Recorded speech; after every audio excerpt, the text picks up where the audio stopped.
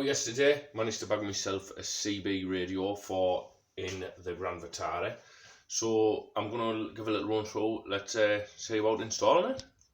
This is what we picked up. Now, it was second hand and it has been installed somewhere before, and I'm yet to see if it's working, but I'm promised in good faith it does work. We've got a mic, the lead, the actual radio, and I did get an aerial, and we've got this aerial. So never fitted a radio before, certainly not to a car, but we'll see what we've got. On the radio, I've got a positive and a negative wire, and off an old appliance I've taken the 12-volt car socket, although we have got smaller wires, but I'm hoping this will give us some idea of how it'll work before we hardwire it. I'm not sure if you're familiar with this. This is a little crimp set, so we take the wire that we want. We're going to use the negative for this, black negative, red positive.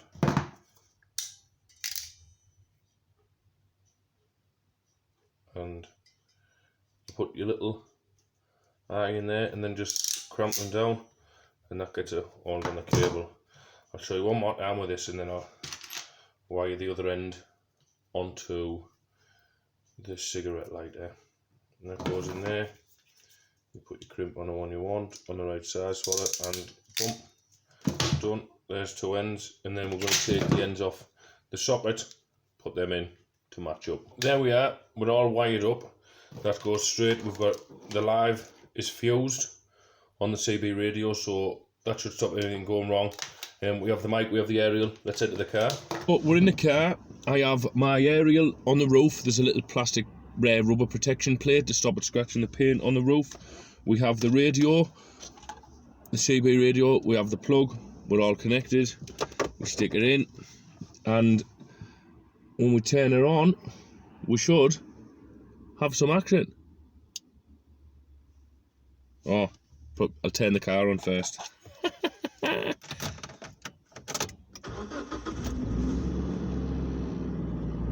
And when we turn it on, we've got white noise. Now we have white noise, and this should change the channel by the looks.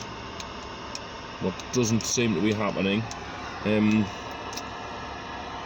I've got a backlit screen. I don't know if you can see that. See, it's slightly orangey backlit. I'll get the right angle for you. But nothing on the screen, and on the photos that I've seen, it was lit up. So I'm thinking, might be wrong, this plug, let's have a look at that. This plug is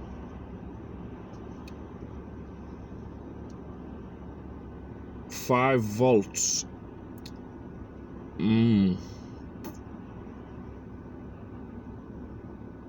So it's taken in 12 and given out 5, but we're on 5, so I need a different plug. I want to disconnect this up the radio. First of all, there's the plug gone. Then we're going to look at, I have found this off a different appliance. Now this is a 240 volt in, 12 volt out, and it's giving it out at a rate of 0.7 amps, which really shouldn't be too much. So I'm going to strip that with my teeth, which I wouldn't recommend. I'm also going to strip this one with my teeth, which I also wouldn't recommend.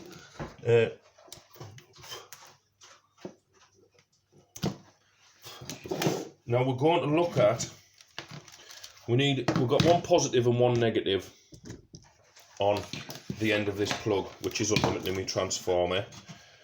And if we set this to continuity, so if a full connection's made now, we get a sound, and we're looking for positive.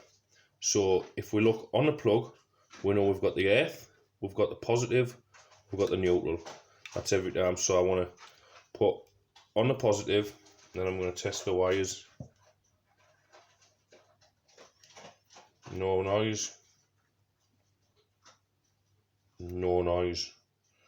Right. Hold on. let's think. So it would seem that we have capacitors and resistors, transistors in this, what would require a certain voltage to let the current pass.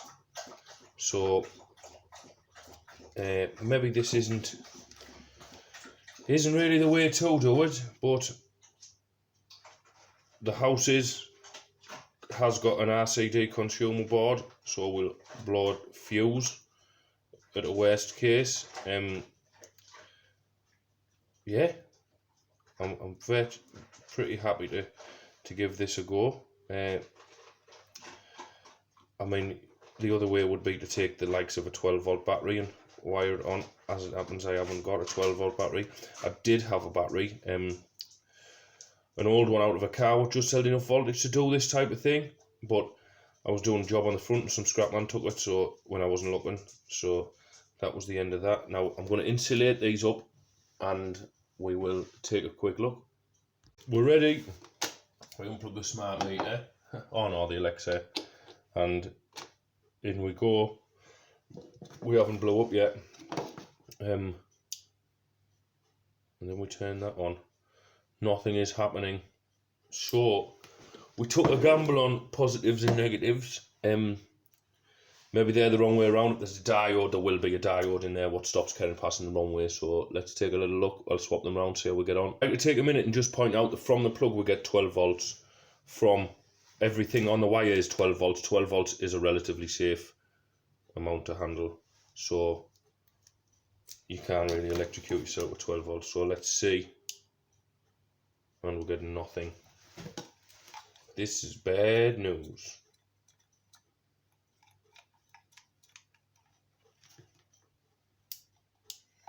Right.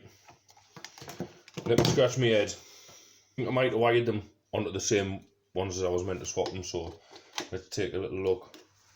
We do have a green light on the plug now. That's a good sign. And we have a screen. Can you see this? Whoop whoop, chicken soup. We have no aerial in, but when we press this, something happens here. People who know about CB radios will tell you this. So it looks like we've bought a working CB radio. Good news. CB radio is working. That's good news. Now we just have to see about wiring it in. We want to take it on. We are giving off 0.7 amps out of the transformer in the wall. So we want to find a low ampage fuse for it. There's no instructions on the actual CB radio to tell me what amps it should take. So fuse it to the right thing. I think if we just start a low amp and see how that goes, it's got to be the safest. If we keep blowing fuses, we might up it. Is that technically the right thing to do? If we draw on too much, I suppose. But we'll see. We'll play by ear, see how we go. So next thing we've got to find a switch live, or a live what's only live when the car's running on the car. That's the next step. The dog's decided she doesn't want to stay in the house, so she's in the car while we find a live. I've found a cable in the back of the radio which seems to be feeding it. That's this red one, and that's my live. So when I pick that voltage up and I need to find a ground, and I've used the very corner of this seat bracket, the chassis and the body of a car is earthed. This is our positive splice. This is the cable that was coming in. I've spliced in and I think we should be good. We just need to find a ground now. One of these will be a ground. But we have the voltmeter and we are going in on the black one. Black would tend to be negative, but in a car with a million different coloured wires you can never tell. So I've got an on continuity test, so I am on what I believe would be a ground, and then I'm going now to what I 100% know to be a ground, which is the rail off the seat. And as you can hear that, that's the voltmeter letting us know that we have continuity, so that would be a ground. So we splice that one. Let's splice them in. So this is the ground cable that I've cut, and this is how I'm splicing them. I'll see if I can get them here best I can. So we're wrapping them together for starters, then we're choosing a size crimp, put that on, then we get the big crimps as last time, and just squeeze them all the way together, then they release. And so that wire has been broken and reconnected, and then I need the negative off the CB radio, and we're going in this end. Now this is a bit raggy, so forgive me, I'm using all the wrong tools here, so I'll do it off camera.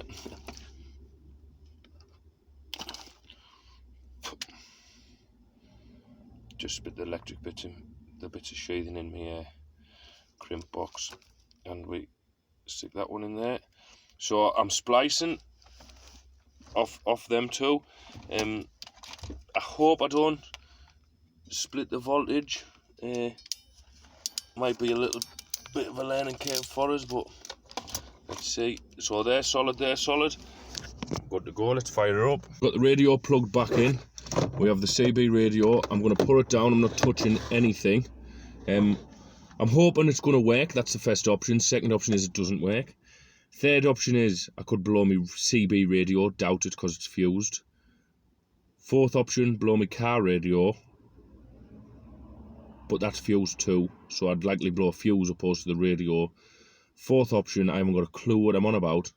Car blows up, so here we go. Oh, I haven't even turned the car on, I've just took one click and the radio's turned on. So it's looking good. That's the CB radio making that noise, and my normal radio is now not working. Is it working?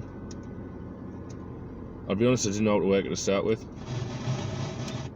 An appearance to mark Children's Mental Health Week. The Duchess is chosen to read the childhood classic The Owl Who Was Afraid of the Dark by Jill Tomlinson. So now we're wired in. All we have to do is decide where the CB is going to be mounted, decide where the aerial cable is going to run. Are we going to have the aerial on all the time? We could put the base on, just unscrew the aerial. I can't see the point in having that on and off, but maybe that's the way we're going to run it. Would fit in the glove box. Space in the car's tight, so if you can mount on the outside, that's always going to be a bonus looking to the future. Yeah, so I think we have CB. Maybe we have to meet up with someone who has CB. Like, let's test. I know there's a guy down the road from me who has this massive aerial off his roof, and I mean massive. I wonder if he's on CB. Shall we give him a knock? I've figured out a huge problem what I've done. This is my CB wire, like physically moulded into my CB radio. It is moulded, I know it looks like it isn't on that, but it is definitely moulded in. We follow the wire to the back of the radio electrics, that's all fine. But when I put the radio in, my wire's coming out the front, so I need to thread literally my CB radio through the dash, or choppy chop chop. We've got the wires behind the dash. From the back of the radio, they're coming out just down here. I am going to have to figure out where I'm going to mount the aerial permanently, and also where I'm going to mount the radio permanently. So until then, I can't really finish up and neaten the job, but all the same, wherever I mount it, you'll probably do it different. So there's a bit pointless me showing you that, although it is my experience through this. So if we turn the key, let's have a look. Can you see the radio? There we go. That's the CB on. We start the car. We're on channel 11. So now if we press this, apparently it will now scan. So it's scanning through channels in case there was anyone. I'm not sure how far we broadcast. I'm not sure how far we receive from anything. So yeah, we haven't picked no one up. But we do have 40 channels on Citizens Band Radio, so that's pretty cool. I'm going to count this as a successful installation then. Thought I'd bought a knacker at one point, thought it was game over, thought I was going to have to shell out. I got this really cheap. It wasn't my intention. I was looking at CB radios online to buy a new one, buy a new kit, a full kit to do it with all the instructions, and when I was looking, I then was scrolling through Facebook, and you know what Facebook's like, listen to everything and watches everything you do. And this cropped up, so it was fairly local. I thought I'd take a drive out last night, picked it up, all singing and dancing, happy days. What do you think, Robbie? Well done, give us a kiss. I love you so. You're my baby, aren't you? You're my baby, aren't you? You're my baby, aren't you?